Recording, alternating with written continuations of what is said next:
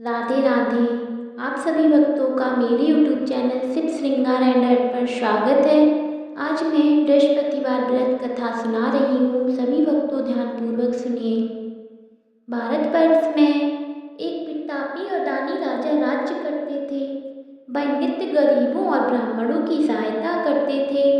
यह बात उनकी रानी को अच्छी नहीं लगती थी। वह ना ही गरीबों को दान देती, ना ही भगवान का पूजन करती और राजा को भी दान देने से मना किया करती थी।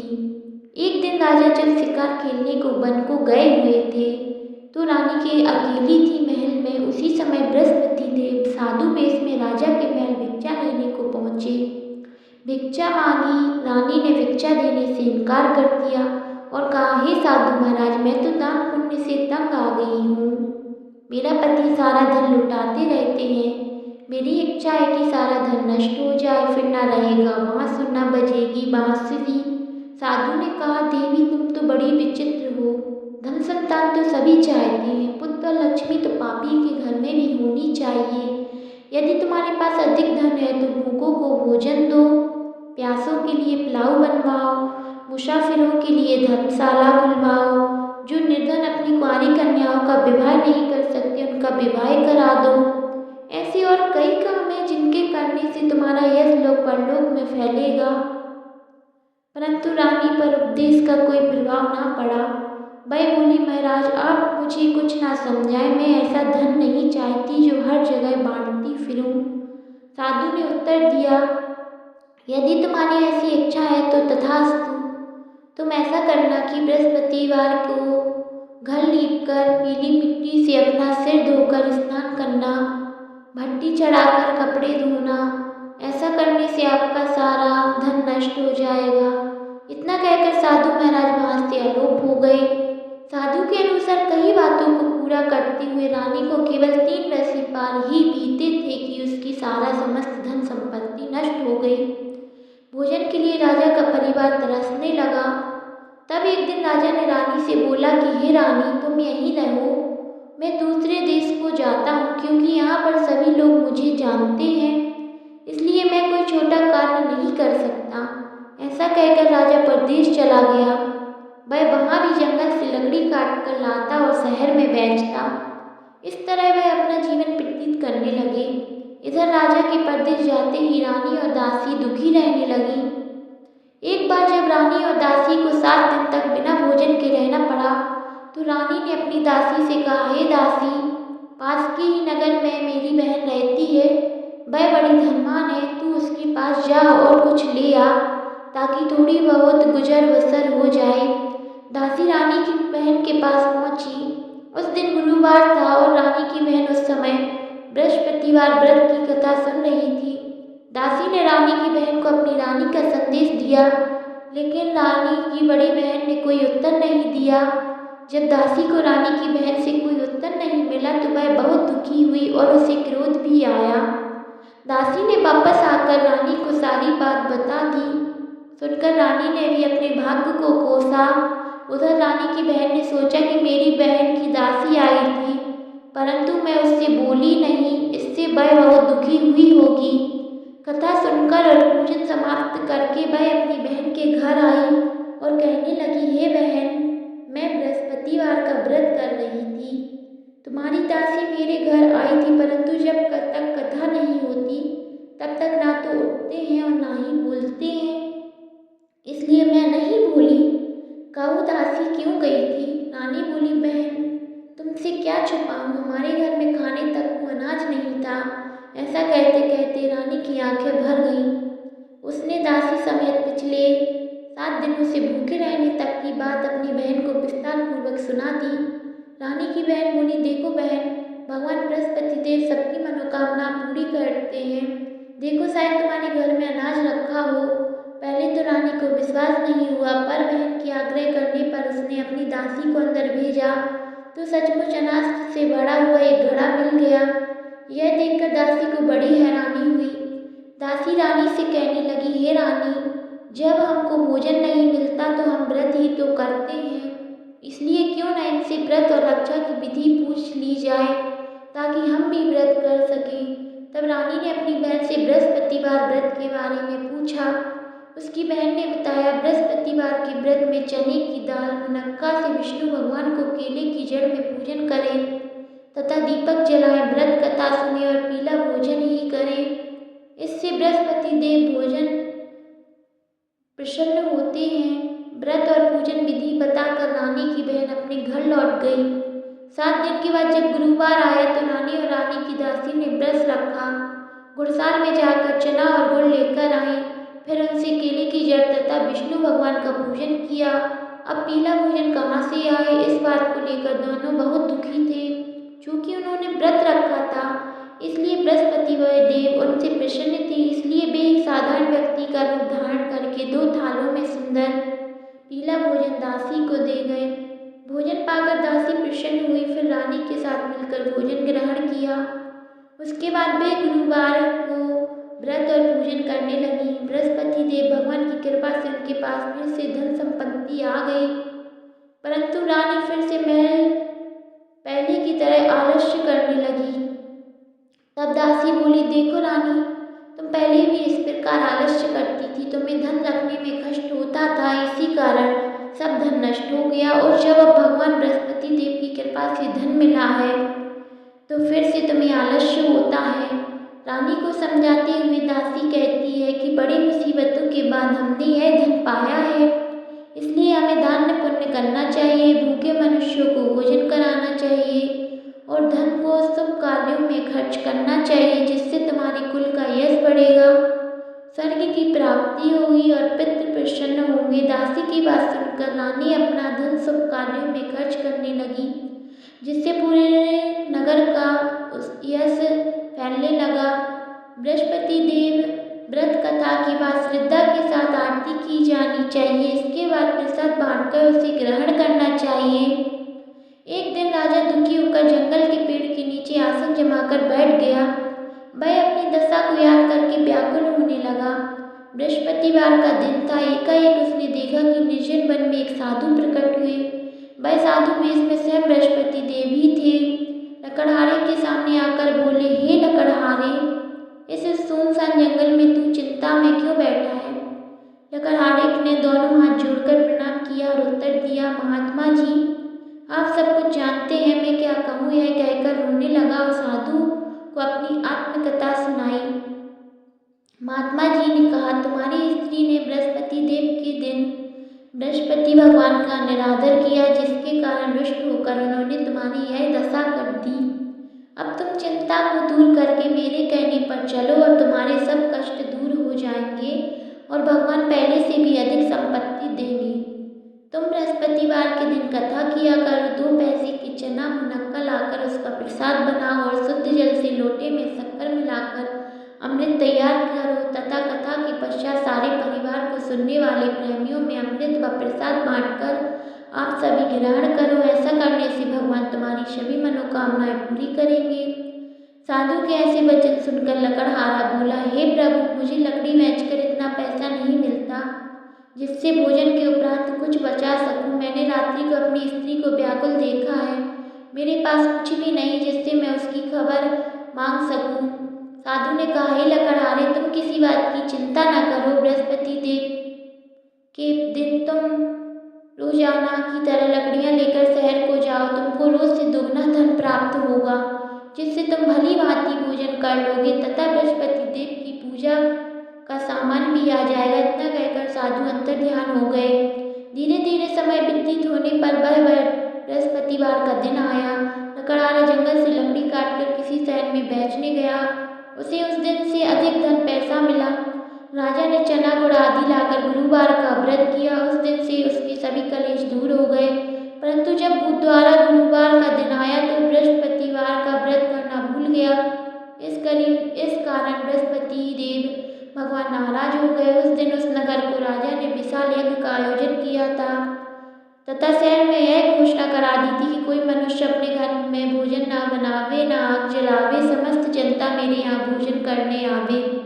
इस आज्ञा को जो न मानेगा उसे फांसी की सजा दी जाएगी। इस तरह की घोषणा संपूर्ण नगर में करवा दी गई। राजा की आज्ञा अनुसार शहर के सभी लोग भोजन करने गए, लेकिन लकड़हारा कुछ देर से पहुंचा, इसलिए राजा उसको अपने साथ घर ले गए और ले जाकर भोजन करा रहे थे तो रानी की दृष्टि उस खूंटी पर पड़ी जिस पर उसका हार लटका हुआ था।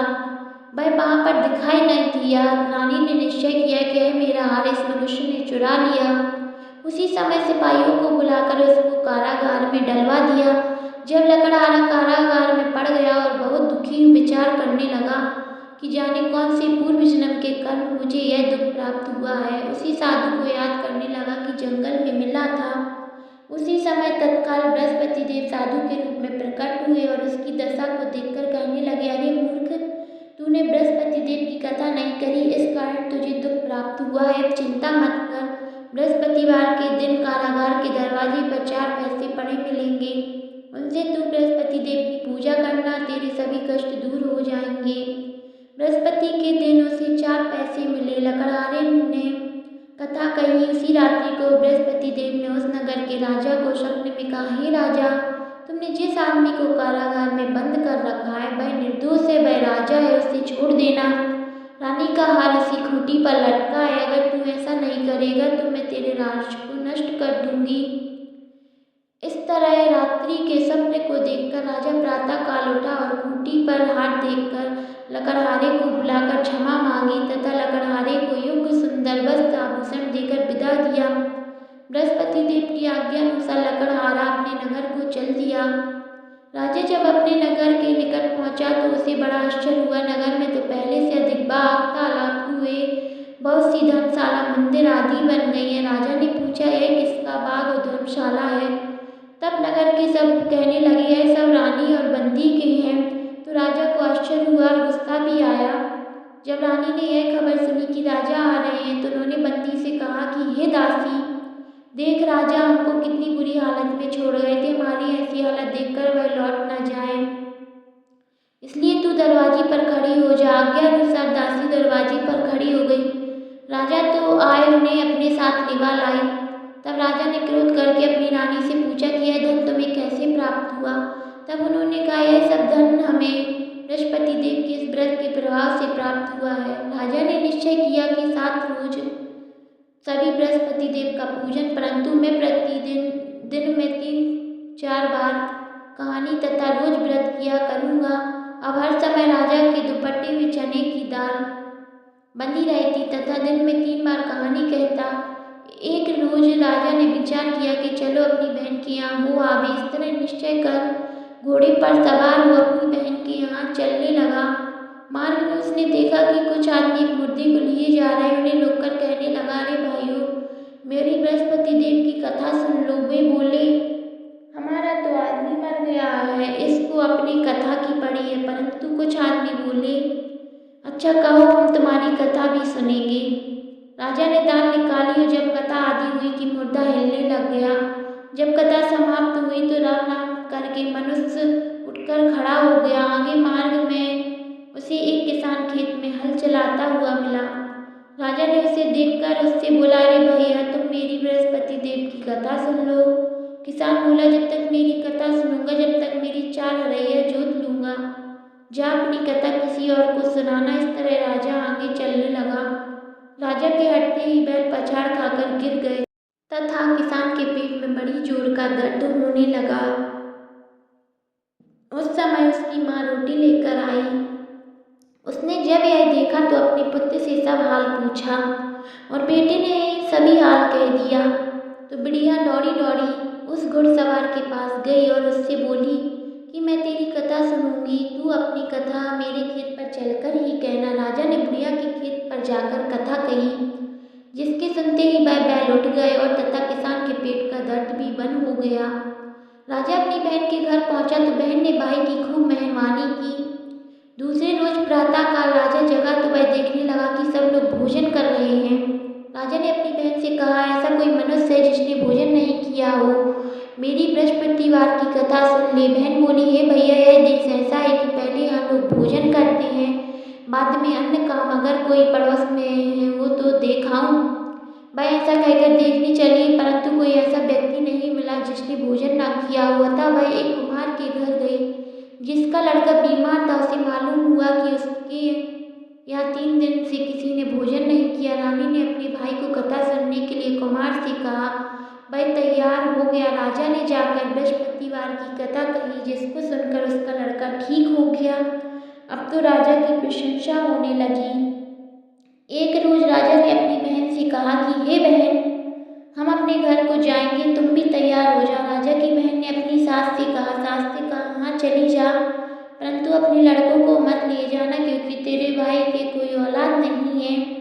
बहन ने अपने भैया से कहा, हे भैया, मैं तो चलूंगी, पर कोई बालक नहीं जाएगा। राजा बोला, जब कोई बालक नहीं चलेगा तब तुम ही क्या करोगी। बड़े दुखी मन से राजा अपने नगर को लौट आया। राजा ने अपनी रानी से कहा, हम निर्वंशी, हमारा मुँह देखने का धर्म नहीं है और कुछ भोजन आदि नहीं किया। रानी बोली, हे प्रभु, बृहस्पति देव ने हमें सब कुछ दिया, वह हमें औलाद अवश्य देंगे। उसी दिन उसी रात को बृहस्पति देव ने राजा से सपने में कहा, हे राजा, उठ, सभी सोच त्याग दे, तेरी रानी गर्भ से है। राजा की यह बात सुनकर बड़ी खुशी हुई।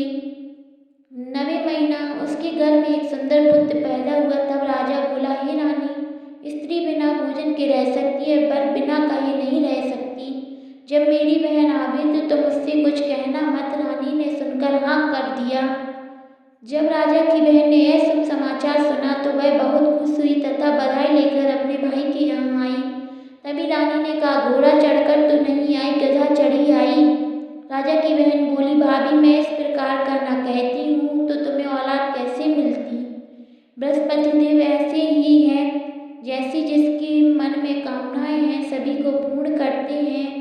जो सद्भावना पूर्वक बृहस्पति देव का बार का व्रत करते हैं, पूजन करते हैं, कथा पढ़ते हैं अथवा सुनते हैं, दूसरे को सुनाते हैं, बृहस्पति देव उसकी भी पूरी मनोकामनाएं पूर्ण करते हैं। भगवान बृहस्पति देव उनकी सदैव रक्षा करते हैं। संसार में जो मनुष्य सद्भावना से भगवान जी का पूजन सच्चे हृदय से करते हैं, उनकी सभी मनोकामनाएं पूर्ण होती हैं।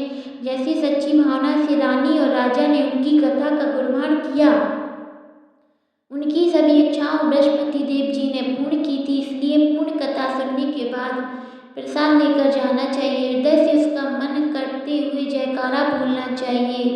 बोलो बृहस्पति देव भगवान की जय, बोलो भगवान विष्णु की जय। बृहस्पति देव की कथा। प्राचीन काल में एक ब्राह्मण रहता था। वह बहुत निर्धन था, उसकी कोई संतान नहीं थी। उसकी स्त्री बहुत मलिनता के साथ रहती थी। वह स्नान नहीं करती, किसी देवता का पूजन नहीं करती। इससे ब्राह्मण देवता दुखी हुए। बेचारे बहुत कुछ कहते थे, परंतु उसका कोई परिणाम ना निकला। भगवान की कृपा से ब्राह्मण की स्त्री के कन्या रूप रत्न पैदा हुआ। कन्या बड़ी होने पर प्रातः स्नान करके विष्णु भगवान का जाप व बृहस्पतिवार का व्रत करने लगी। अपने पूजन पाठ के समाप्त करके विद्यालय जाती तो अपनी मुट्ठी में जौ भर के ले जाती और पाठशाला के मार्ग में डालती जाती। तब ये जौ स्वर्ण के हो जाते। लौटते समय उनको बीन कर घर ले आती थी। एक दिन जब वह बालिका सूप में उस सोने के जौ को भटक कर साफ कर रही थी कि उसके पिता ने देख लिया और कहा, हे बेटी, सोने के जौ के लिए सोने का सूप होना चाहिए। दूसरे दिन बृहस्पतिवार था। इस कन्या को ने प्रातः व्रत रखा और बृहस्पति देव से प्रार्थना करते कहा, मैंने आपकी पूजा सच्चे मन से की हो तो मेरे लिए सोने का सूप दे दो। बृहस्पति देव ने उसकी प्रार्थना स्वीकार कर ली। रोजाना की तरह वह कन्या जौ फैलाती हुई जाने लगी। जब लौटकर जौ बीन रही थी तो बृहस्पति देव की कृपा से सोने का सूप मिला। उसे वह घर ले आई और उसमें सौ को साफ करने लगी, परंतु उसकी माँ वही का वही ढंग रहा। एक दिन माँ की बात वह कन्या सोने की सूप में जौ साफ कर रही थी। उस समय उस शहर का राजपुत्र माँ से होकर निकला। इस कन्या के रूप और कार्य को देखकर मोहित हो गया तथा अपने घर को आकर भोजन तथा जल त्याग उदास होकर लेट गया। राजा को इस बात का पता लगा तो अपने प्रधानमंत्री के साथ उसके पास गए। बोले, हे बेटा, तुम्हें किस बात का कष्ट है? किसी ने अपमान किया क्या अथवा और कारण से हो तो कहो, वही कार्य करूँगा जिससे तुम्हें प्रसन्नता हो। अपने पिता की बात सुनकर राजकुमार ने बातें सुनी और वह बोला, मुझे आपकी कृपा से किसी बात का दुख नहीं। और ना मेरा अपमान हुआ, परंतु उस लड़की से विवाह करना चाहता हूँ जो सोने के सूप में जो साफ कर रही थी। यह सुनकर राजा आश्चर्य में पड़े और बोले, हे बेटा, इस तरह की कन्या का तुम ही पता लगाओ, मैं उसके साथ तेरा विवाह अवश्य ही करवा दूंगा। राजकुमार ने उस लड़की के घर का पता लगवाया। तब मंत्री ने उस लड़की के घर गए और ब्राह्मण देवताओं को सभी हाल बतलाया। ब्राह्मण देवता राजकुमार के साथ अपनी कन्या का विवाह करने के लिए तैयार हो गए तथा विधि विधान के अनुसार ब्राह्मण की कन्या का विवाह राजकुमार के साथ हो गया। कन्या के घर से जाते ही पहले की भांति उस ब्राह्मण देवता के घर में गरीबी का निवास हो गया। अब भोजन के लिए भी अन्न की बड़ी मुश्किल से मिलता था। एक दिन दुखी होकर ब्राह्मण देवता अपनी पुत्री के पास गए। बेटी ने पिता की दुखी अवस्था को देखा और अपनी माँ का हाल पूछा। तब ब्राह्मण ने सभी हाल कहे। कन्या ने बहुत सा धन देकर अपने पिता को विदा किया। इस तरह ब्राह्मण का कुछ समय सुखपूर्वक व्यतीत हुआ। कुछ दिन बाद वही हाल फिर हो गए। ब्राह्मण ने अपनी कन्या से यह कहा, सारा हाल कहाँ से? लड़की बोली, पिताजी, आप माताजी के यहाँ ले लाओ, मैं उन्हें विधि बता दूंगी जिससे गरीबी दूर हो जाएगी। वह ब्राह्मण देवता अपनी स्त्री को लेकर पहुंची। अपनी माँ को समझाने लगी, माँ, तुम प्रातःकाल प्रथम स्नान करके विष्णु भगवान का पूजन करो, सब दरिद्रता दूर हो जाएगी। परंतु उसकी माँ ने एक भी बात नहीं मानी और प्रातःकाल उठकर अपनी पुत्री के बच्चों को जूठन को खा लिया। इससे उसकी पुत्री को भी बहुत गुस्सा आया और एक रात को कटोरी से सभी सामान निकाल दिया और अपनी माँ को उसमें बंद कर दिया। प्रातःकाल उसे निकाला, तब स्नान करा के पाठ करवाया तो उसकी माँ की बुद्धि ठीक हो गई। फिर प्रत्येक बृहस्पतिवार को व्रत करने लगी। इस व्रत के प्रभाव से उसके माँ बाप बहुत खुश हुए, धनवान पुत्र और बान हो गए और बृहस्पति देव के प्रभाव से इस लोक को सुख होकर स्वर्ग का प्राप्त हुआ। सब बोलो विष्णु भगवान की जय, बृहस्पति देव की जय। बोलिए राधे राधे। आप सभी भक्तों को कथा अच्छी लगी हो तो लाइक, कमेंट, शेयर, सब्सक्राइब जरूर करिएगा। राधे राधे।